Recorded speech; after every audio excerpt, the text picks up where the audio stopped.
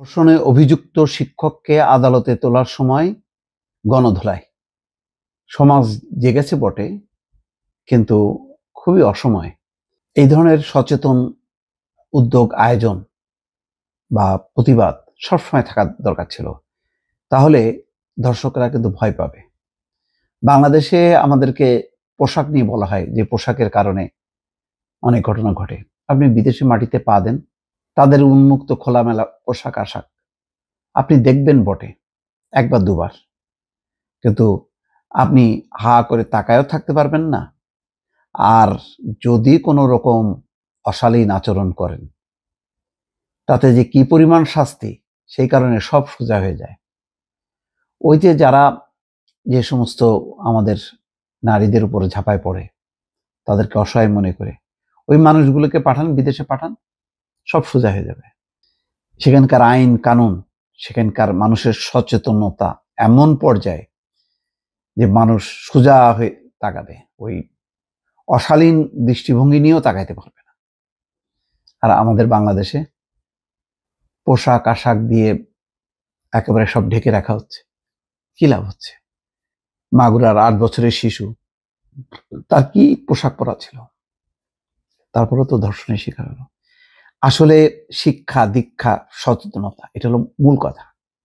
এইটা যতক্ষণ না পর্যন্ত জাগ্রত না হবে, মানবিক মূল্যবোধের বিকাশ না ঘটবে, কোনটা পাপাচার, কোনটা অনাচার, কোনটা সঠিক পথ, সুন্দর পথ, সেইগুলো যদি মানুষ বুঝতে না শেখে, মানুষের বিবেক বোধকে যদি জাগানো না যায়, তাহলে এটা কোনোভাবেই সম্ভব না। যাই হোক, এখানে যে ঘটনাটা নিয়ে আপনাদের সামনে আসলাম, সেটা হচ্ছে ধর্ষণে অভিযুক্ত শিক্ষককে আদালতে তোলার সময় গণধোলাই।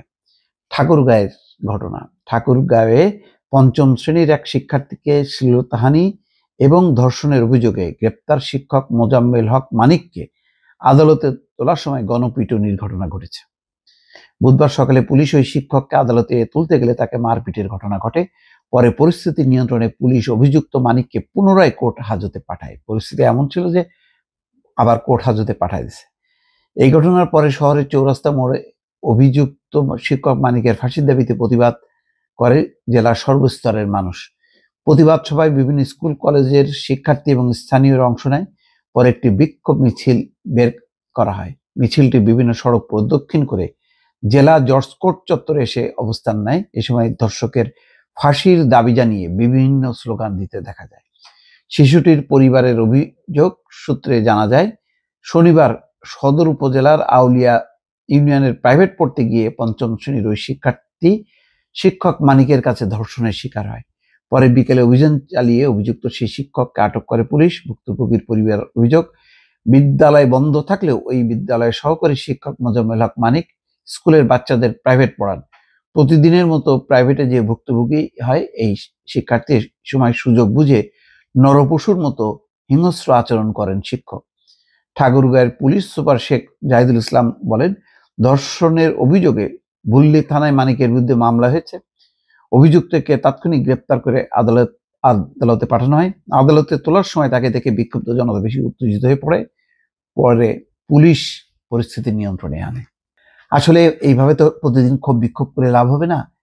একেবারে স্তরে স্তরে, সমাজের স্তরে স্তরে, ঘাটে ঘাটে, ঘরে ঘরে সচেতন প্রতিরোধ গড়ে তুলতে হবে। মূল্যবোধকে জাগ্রত করতে হবে।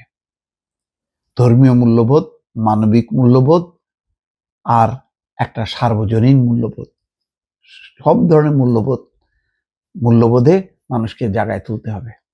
তা নাহলে এই পাপাচার, অনাচার, ব্যভিচার, এটা কোনোভাবেই ঠেকানো যাবে না। দর্শক, ভালো থাকবেন। আল্লাহ হাফেজ।